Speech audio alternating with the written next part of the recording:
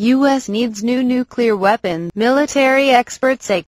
Group of U.S. military strategists is calling for a new generation of nuclear weapons, saying the country's nuclear warheads are aged.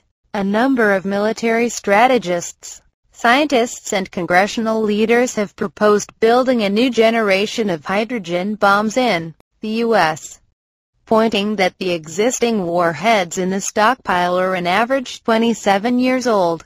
The Los Angeles Times reported, "We should get rid of our existing warheads and develop a new warhead that we would test to detonation," said John Hamre, Deputy Secretary of Defense in the Clinton administration and now President of the Center for Strategic and International Studies. "We have the worst of all worlds. Older weapons and large inventories that we are retaining because we are worried about their reliability." Military strategists claim they also feel threatened of a nuclear war that Russian President Vladimir Putin might wage against them. They feel more comfortable talking about new nuclear weapons as the incoming Republican-controlled Congress could be more open to exploring new military possibilities. "It seems like common sense to me. If you're trying to keep an aging machine alive that's well past its design life, then you're treading on thin ice," said Rep. Mac Thornberry, R. Texas, chairman-elect of the House Armed Services Committee, referring to the rusty nuclear complex. The strategists call not only for new weapons but fresh underground tests for the first time since 1992.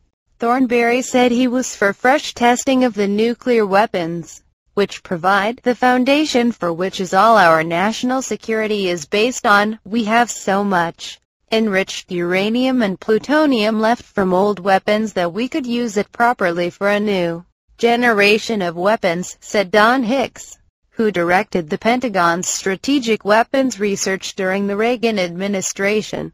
The Los Angeles Times report notes that building new nuclear weapons requires billions of dollars, and that most U.S. nuclear lab scientists are now older than 50.